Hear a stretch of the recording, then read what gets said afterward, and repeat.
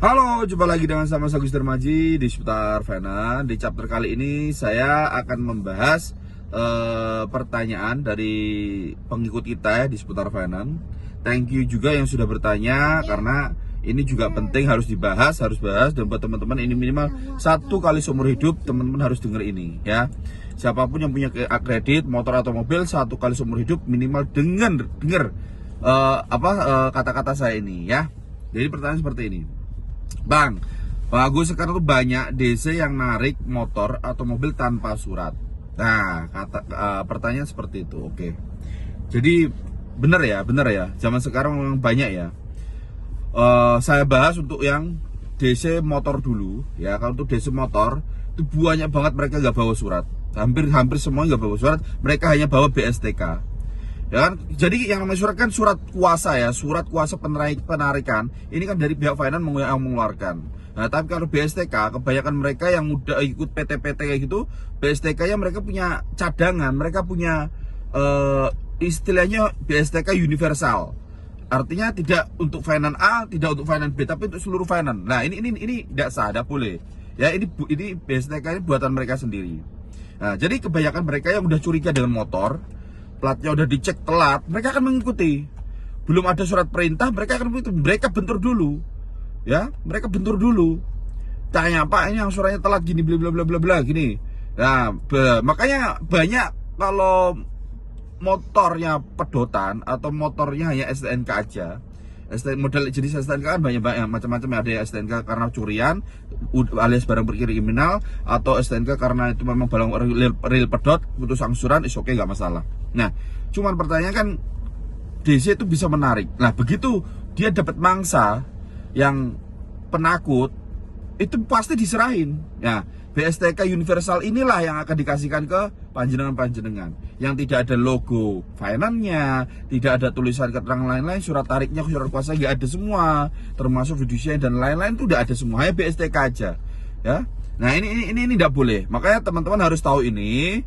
Walaupun teman-teman misalkan kalau hanya punya mobil STNK, motor STNK, entah itu ya minimal teman-teman tahu ini. Nah, karena apa? Karena akibatnya STNK BSTK universal ini begitu mereka dapat, itu motor nggak masuk lelang, nggak masuk panen. DC akan menjual itu motor untuk kepentingan pribadi, untuk keuntungan sendiri, untuk foya-foya mereka sendiri. Nah, inilah pentingnya BSTK yang udah pernah saya bahas, dan pentingnya kita harus dengar video ini minimal untuk pengetahuan. Ini untuk motor. Itu banyak banget kasus kayak gitu. Dapat sehari mereka dapat 3 unit dijual semua. Nah, terus bagaimana kalau mobil, Bang? Nah, kalau mobil memang hampir jarang, cuman ada celahnya seperti ini.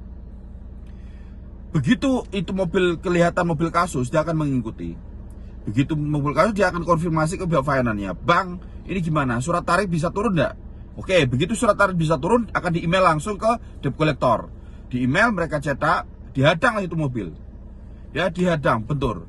Nah, tapi ingat, di saat mereka email bentur, itu banyak yang penerima kuasanya itu nggak ada identitasnya. Penerima kuasa kan harus sesuai dengan yang eksekusi unit, itu kan harus sesuai namanya semua. Ya, harus ada kelengkapannya fidusia, harus ada BSTK syarat terima yang tembus 3 lembar itu. Yang jika dicek, dicandang itu tembus 3 lembar. Itu harus ada semua. Nah, kalau nggak ada itu ya jangan mau. Ya kan, itu bisa jadi mereka itu hanya sweepingan atau asal bentur aja, walaupun memang itu benar-benar mobil kasus. Ya kan? Nah, itu untuk mobil. Nah, terus pentingnya lagi buat teman-teman harus paham yang namanya ini benar-benar DC matal, ini DC benturan. Karena dua ini beda. Kalau matal mereka hanya mengikuti mobil.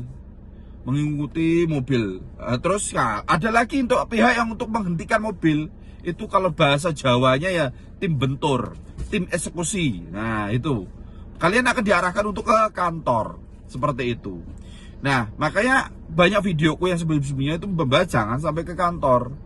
Ya, ini pelajaran buat teman-teman. Minimal dengarlah video ini karena ini sangat urgent. Karena di sekarang ini banyak zamannya DC pada ngawur. Makanya udah 3 tahun 4 tahun yang lalu, dikeluarkanlah lisensi untuk uji kualitas debt collector itu memang ada di setiap daerah. Jadi setiap badan keuangan finance itu mengeluarkan mendata seluruh anggotanya untuk mengikuti ujian tersebut. Ujian kelayakan untuk menjadi debt collector itu ada. Andai kata, sedangkan ini tidak semuanya lulus. Artinya tidak semuanya punya lisensi, ya. Nah, jadi banyak DC primanya asal bentor, asal narik tanpa kalian tahu dikasih surat ini. Makanya di setiap kali bentor di jalan, ya, itu DC akan ketok-ketok mobil. Misalkan itu mobil atas nama si A. Mohon maaf, apa benar ini dengan si A? Nah, begitu kalian jawab, oh tidak. Nah, langsung dibentur tarik kunci. Nah, tapi beda cerita kalau di saat kalian dibentur ketok, mohon maaf ini dengan si A. Oh ya, saya si A. Nah, itu mereka akan mikir-mikir. Kenapa? Masih dengan atas nama sendiri.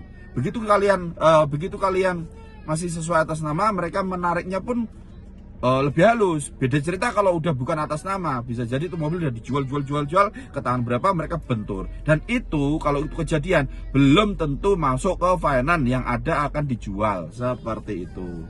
Oke, tetap di seputar finance. Thank you yang sudah bertanya, tetap waspada. Dan pesan saya cuma satu dari dulu, jangan percaya kata debt collector siapapun orangnya. Salam seputar finance.